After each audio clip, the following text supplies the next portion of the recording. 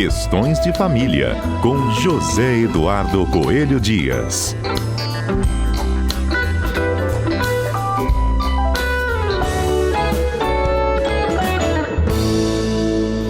Bom dia, Zedu.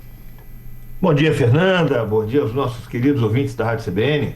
Zedu, nós tivemos bons debates nesse mês de agosto para relembrar os 35 anos do Estatuto da Criança e do Adolescente, não é mesmo? Perfeito, Fernanda, perfeito.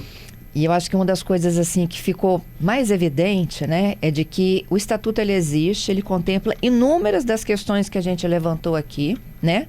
Sim. E sim. uma coisa que ficou muito pertinente e clara é de que antes dessa criança, desse adolescente se envolver, por exemplo, né, com o crime, ele precisar de uma unidade de internação, a gente falhou ao protegê-lo, não é mesmo? Perfeito. Como que isso acontece na prática? Vamos lá, Fernanda. Vamos começar aqui falando dos direitos fundamentais que são atribuídos à criança e ao adolescente. Vou fazer um pequeno, uma retomada histórica para a gente lembrar que nós tínhamos, antes da Constituição de 88,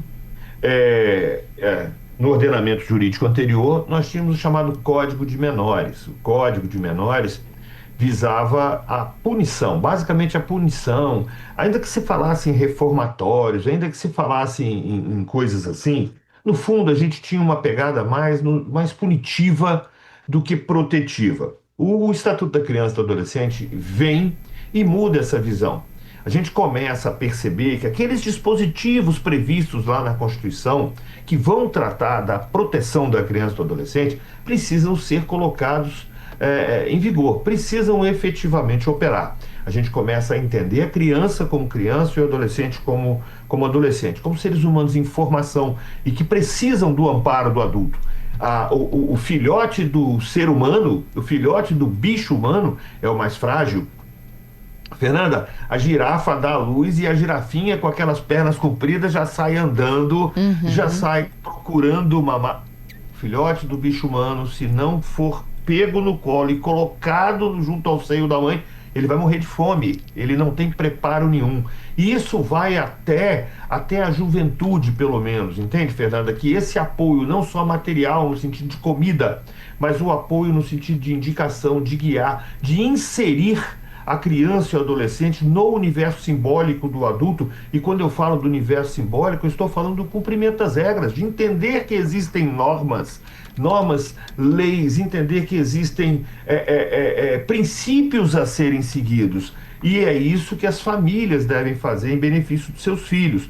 Quando as famílias, quando a sociedade falha nessa proteção, que a gente chama comumente de educação, quando a gente falha nisso, Fernanda, nós temos uma série de problemas. O Estatuto, ele vem reconhecer isso sem abrir mão de, em alguns casos, afastar essa criança, esse adolescente do convívio social para uma busca de ressocialização. O que seria, na verdade, essa ressocialização, Fernanda?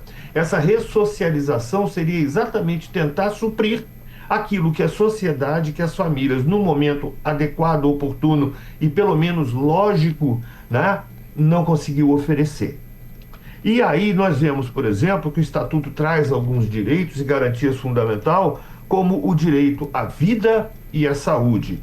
Quando a gente fala em direito à saúde, Fernanda, nós estamos falando de saneamento básico, nós estamos falando de pronto atendimento, de médico da família, de acompanhamento. Será que todos têm? Será que todas as crianças e adolescentes têm realmente garantido esse direito à vida e à saúde? Quando a gente tem pais que violam os seus filhos, quando a gente tem agressões contra crianças, contra adolescentes, nós estamos garantindo esse direito à vida e à saúde? Me parece que não, né, Fernanda? Sim. Outro direito estamos falhando, né? Estamos falhando miseravelmente. E aí vamos pagar essa conta, tá, Fernanda? Nós vamos pagar essa conta. Não tem jeito. Essa conta tem um preço e ela é cobrada de uma forma mais cruel possível.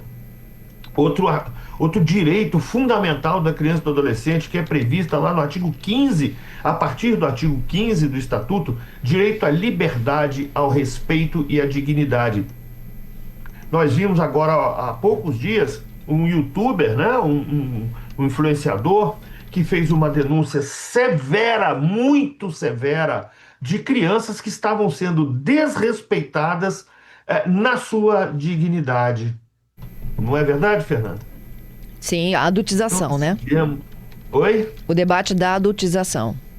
A adultização. Quando a gente retira da criança o direito de ser criança, nós estamos ferindo, nós estamos desrespeitando, nós estamos tirando a liberdade dessas crianças, nós estamos desrespeitando essas crianças e nós estamos tirando até a dignidade dessas crianças. Olha, o direito à liberdade compreende o direito de ir e vir a logradouros públicos, espaços comunitários. Quando a gente permite que a cidade fique violenta, que a gente não pode permitir que os nossos filhos e qualquer criança ou adolescente frequentem espaços públicos, nós estamos falhando com esse direito, Fernanda. Eu ainda sou de um tempo que a gente saía, não tinha internet, não tinha celular, não tinha nada, a gente saía para jogar bola e voltava em total segurança quando entardecia, porque a gente tinha aquela regra, tinha que chegar em casa para tomar o banho antes do pai chegar, né? Antes da mãe chegar do trabalho. Hoje, será que a gente deixa as nossas crianças soltas pela rua? Não tem, nós perdemos esse direito à liberdade, esse direito de ir e vir. Outro direito, Fernanda, que é completamente desrespeitado, direito à convivência familiar e comunitária, está lá a partir do artigo 19 do nosso estatuto. E a gente fala direito à convivência familiar e comunitária e a gente vê pais e mães se degladiando em audiências, buscando a regulamentação da guarda e convivência de seus filhos, em vez de buscar atender o melhor interesse dessas crianças e desses adolescentes, eles vão procurar tirar o convívio do outro num fenômeno que ficou conhecido como alienação parental.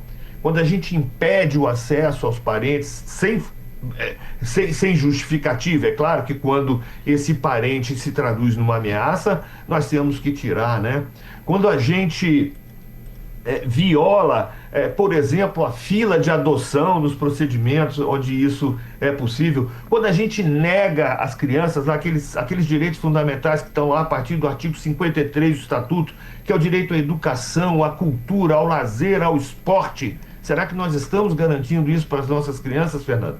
Fernanda, porque isso tudo está interligado. Não se iluda, isso está interligado com a violência. Quando a gente nega o direito ao esporte, ao lazer, quando a gente nega a socialização saudável de uma criança, nós vamos ensinar para ela que a socialização que ela tem que ter é com aquela pessoa que lhe dá apoio, e essa pessoa às vezes é um traficante, um bandido que vai se utilizar daquela criança, daquele adolescente para praticar crime e escapar ileso. Então, Fernanda, Zedu, não é... Zedu, pois não. Fica comigo, a gente continua nessa sua análise aí, um minutinho, só vou pro Repórter CBN. Ok. Vamos lá. Segunda-feira é dia de questões de família. A gente encerra neste episódio aqui, né, uma série especial onde a gente debateu os 35 anos do Estatuto da Criança e do Adolescente. E hoje, na prática, onde que a gente falha, onde que a gente precisa de enxergar e proteger melhor as nossas crianças e adolescentes. Edu, te interrompi para o Repórter CBN. Volto com sua análise, meu amigo. É uma análise eu estava até pensando aqui no intervalo, será que não é uma análise apaixonada demais? Mas não, Fernanda, realmente é a indignação que a gente tem que demonstrar quando a gente vê que alguma coisa está muito acessível e ao mesmo tempo tão distante, né? Então, eu estava lendo aqui, por exemplo, o artigo 53, que vai falar do direito à educação, à cultura, ao lazer e esporte. E aí o artigo 53, eu vou ler o texto aqui. A criança e o adolescente têm direito à educação, visando o pleno desenvolvimento de sua pessoa, preparo para o exercício da cidadania e qualificação para o trabalho, assegurando-lhe igualdade de condições para o acesso e permanência na escola. Será que isso é oferecido, Fernanda? Será que isso é realmente oferecido ou isso é oferecido para algumas classes sociais apenas? O direito de ser respeitado pelos educadores, o direito de organização e participação em entidades estudantis, e lá no artigo 60, Fernando, o direito à profissionalização e à proteção no trabalho. Olha, já foi o tempo em que, porque eu trabalhei desde os 5 anos de idade e estou muito bem. E aí, quando a pessoa me diz isso, eu costumo dizer: olha, meu querido, você trabalhou desde os 5 anos de idade e, apesar disso, está muito bem, porque a criança precisa ter essa formação, essa preparação, para que, quando chegar ao mercado de trabalho, tenha a mínima condição de não ver o seu próprio trabalho vilipendiado, que ela tenha dignidade, que consiga um salário compatível com o esforço que faz, não é? Porque, enfim, tem que ter essa profissionalização, tem que ter esse preparo, sem contar, Fernando. E quando a gente vai para o artigo 70 do Estatuto, a gente vai ver que é dever de todos prevenir a ocorrência de ameaça ou violação dos direitos da criança e do adolescente. Olha, Fernanda, e ouvintes, eu passei para vocês aqui alguns dos direitos, assim, de forma genérica, mas a proteção é muito ampla e essa proteção tem uma razão de ser. É preparar a criança para a vida adulta, é preparar o adolescente para a vida adulta, para que nós tenhamos adolescentes e crianças realmente em condições de enfrentar a vida. E enfrentar a vida de uma maneira digna, de uma maneira proba, de uma maneira produtiva, porque essa é a proposta do Estatuto da Criança e do Adolescente. É claro que o adolescente, a quem são oferecidas essas condições, a quem são garantidos esses direitos fundamentais, dentre eles, aqueles que eu expus aqui para vocês, meus queridos ouvintes, essas crianças, esses adolescentes, que apesar de toda a oferta, não conseguem corresponder, esses nós temos que ser um pouco mais severos, olhar a essas infrações, essa prática de atos análogos a crimes, como algo que realmente depende de uma atuação firme, de uma atuação sólida, concreta, não apenas no sentido da ressocialização para aquele elemento isoladamente considerado, mas para que todos os outros entendam que, quando a gente busca um Estado igualitário, a gente não quer ser violado por ninguém. Nós não queremos ser violados por adultos e não queremos ser violados também por crianças e adolescentes, e não queremos que as nossas crianças sejam violadas e violentadas por outras crianças e por outros adolescentes. Então nós temos que ter as medidas de rigor, mas o Estado brasileiro precisa também garantir as medidas de proteção à criança e ao adolescente, porque senão nós vamos perder gerações e mais gerações e mais gerações para alguém que está organizado, como é o caso do crime. Então eu acho que é por aí, Fernanda. Temos que cobrar as nossas autoridades. Nós vivemos num país que de 2 em 2 anos temos eleições, então nós temos pelo menos de 2 em 2 anos a oportunidade de debater com aqueles que querem ser os nossos representantes o que estão fazendo para a nossa infância e para a nossa adolescência. Porque as nossas crianças, os nossos adolescentes, quando a gente piscar o olho, eles são adultos e podem ou não seguir o bom caminho, e vai depender, dentre outras coisas, de como a sociedade investe na formação dessas crianças, desses adolescentes, para que eles cheguem à vida adulta com segurança, com saúde e produzindo e fazendo bem para a nossa sociedade, Fernanda. Isso aí. Tem uma participação de um ouvinte aqui, Patrícia. É o Adriano conosco. Bom dia, Zedu. Bom dia, Adriano. O Adriano, Fernanda, alegando, falando que essa questão da adultização já é antiga e cada vez está mais explícita nas redes sociais, através de músicas consideradas por ele pavorosas, com total desrespeito, tudo com xingamento, apologia a armas, drogas e muitas vezes, o que é pior, que são publicadas e republicadas pelos próprios pais. Para ele falta uma atenção real dos governantes do país, e isso é antigo, só dá um clique nas plataformas que a gente vê que isso vem acontecendo nos últimos anos. Adriano, eu sou obrigado a concordar com você, mas ao mesmo tempo estabelecer uma diferença. Nós tínhamos, há um tempo aí, antes das redes sociais, nós tínhamos realmente alguns casos em que acontecia. Eu me lembro até quando a gente vai ver o filme, do palhaço Bozo, a gente vai ver que se colocava, mesmo num programa infantil, danças de cunho um pouco mais apimentado e tal. Então, sim, é uma coisa que já é uma doença que a gente tem na nossa sociedade, há muito tempo. Só que nós tínhamos um pouco mais de restrição com relação a isso, e ainda assim era algo que chamava atenção. O que nós temos hoje? Nós temos quase que uma banalização e uma normalização. A difusão, a profusão dessas mensagens em redes sociais é tão intensa que nós piscamos, fechamos os olhos, assim, porque a gente começa a achar que é assim mesmo. E evidentemente não é assim mesmo, sabe, Adriano? Não é assim, não pode ser assim. Criança é criança, adulto é adulto, e a condução nesse processo, inclusive que vem sendo chamado de adultização ou de sexualização precoce, isso tem que ser tratado com muita atenção, com muito cuidado. Não dá para normalizar e achar que isso é certo, porque todo mundo faz. Aí a gente tem que lembrar da mãe da gente, você não é todo mundo. Todo mundo, E isso aí, Zedu. tem que encarar isso, sabe? É isso, Zedu. É assim, a gente não é todo mundo, né? E começa dentro de casa essa orientação aí.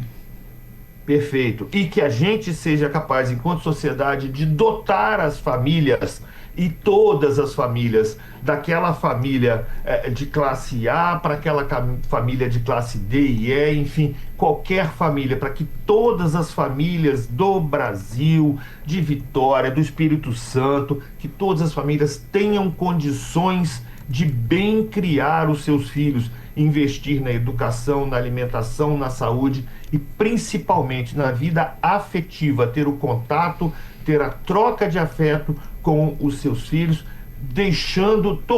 fazendo com que a gente gere cidadãos melhores, porque a gente precisa muito de evoluir enquanto sociedade, sabe? É isso. Gente.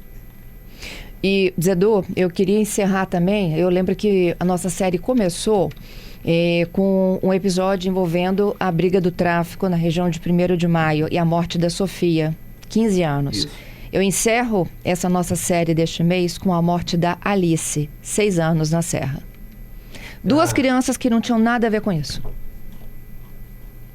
Você vê, né, Fernanda, que essa tristeza que dá na gente, eu não consigo nem imaginar a dor desses pais, crianças que não estavam fazendo absolutamente nada errado, que são vitimizados por essa estrutura doentia que a gente montou na nossa sociedade. Nós precisamos investir mais em afeto, em bons princípios, em educação, para a gente, que Deus permita também que nunca mais aconteça esse tipo de episódio. Até a próxima segunda, hein? Até a próxima segunda.